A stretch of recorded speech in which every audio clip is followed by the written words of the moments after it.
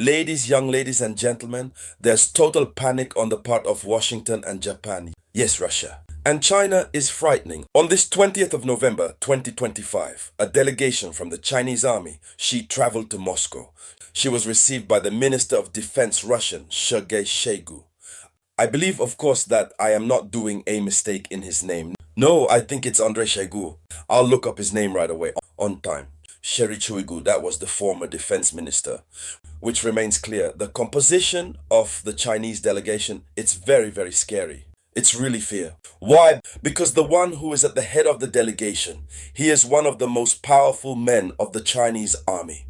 And the stated objective of the meeting between the army and the high command military of the Chinese army and the high military hierarchy of the army Russian, it's frightening. That's why the West is in a state of panic that doesn't speak its name. And this happens at a time when Donald Trump is fighting Mordicus, determined to impose a peace plan on Volodymyr Zelensky and to Europe, for that peace may return to Ukraine. So what's happening in what is the framework for this video conference? Young ladies and gentlemen, it is this news that let's talk. That's it. But before we continue, just a small clarification. My team and I we introduced what is called news flashes. There you go, to allow pass on the flash information before come back and decipher. There are information that we will come back to decipher and other information that we won't come back to decipher it. There you go, since the information alone is already sufficient for many.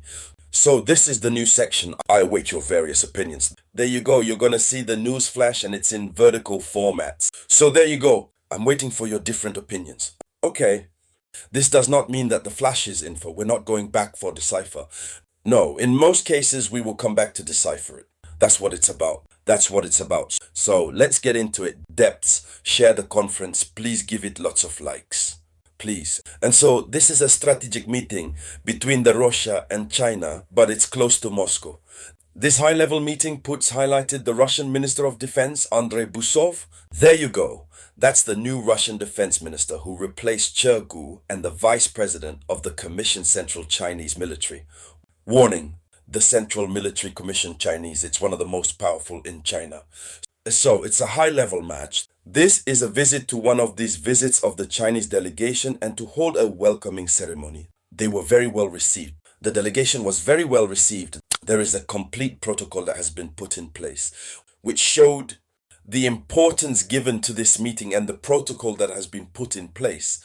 It's frightening at first. You know, currently America has problems with China, and as if everything that wasn't enough, Japan too wants to join the dance.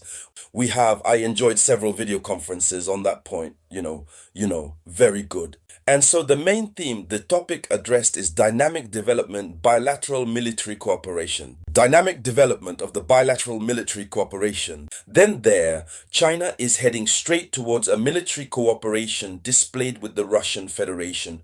Throughout all this time, there have been cooperation between the two countries, but also cooperation at the level military, but that wasn't all. That is why even military aid that China has often provided Russia with was in a slightly more unofficial, but this time it's military cooperation. They clearly state the development dynamic bilateral military cooperation. So both states found it very important to develop in a very dynamic, not in a heavy-handed way as it was by the past, but in a very dynamic way, a bilateral cooperation between the two states. So what will it be about and what? First, regarding weaponry, both states will arm themselves. It will focus on technology. First of all, when we talk about weaponry, the Russia will arm China and China will arm Russia. Skills in technological, right, regarding the military industry that Russia does not have. China usually sends this to Russia. Because of this, China is accused of providing military aid to Russia for its conflict in Ukraine. And so China too and Russia too transports things in equipment military in China. But the problem, this means that China is preparing for a conflict of a very high level with the Japan. And what if China enters into conflict with Japan because of Taiwan? America will get involved because Japan is playing the game of United States of America. So China will need other types of equipment military, since Russia is a country nuclear and Russia has nuclear power very high compared to China. And the only voice America listens to is the nuclear option that frightens America. So China needs to enter into contact with Russia to prepare the ground. The other aspect of cooperation, bilateral military, there is the strategic coordination. Attention, it talks about strategic coordination that is between armies, between military personnel. So that means exercises spouses will see place, will have place, will come into being. And this strategic coordination is that will lead to a pact resemble Article 5 of the Charter of NATO, as exemplified by Article 5 of the less than Article 4 of the pact, which has been signed between Russia and Korea North. Big question mark. Here are the reasons why the West is in a panic that does not. He didn't say his name. So what still hurts a lot is the west of the Kedan. That is, these two countries are in the process of to make a reference to history. Both countries recall their victory, common opposition against German Nazism and the Japanese militarism. Both have united their strength to fight against the German Nazism and to fight against the Japanese militarism. And here is the Japan, which wants to regain its militarism, militarizing its zone, and what makes it very harm to China. And so while the Russia is fighting Cadence West, Germany and another aligned with Russia, and at least aligned with Ukraine, China must fight Japan. Therefore, the same victories must be repeated. That's how they see it. And so Moscow and Beijing are using this memory to justify their alliance current.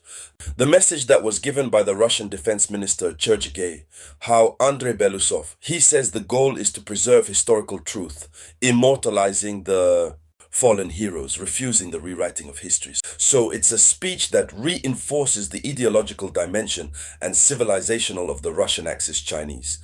And so here is what is getting ready. And here's what it shocks Westerners. Ladies and gentlemen, thank you to everyone. I'll be back with new news and relating to global geopolitics.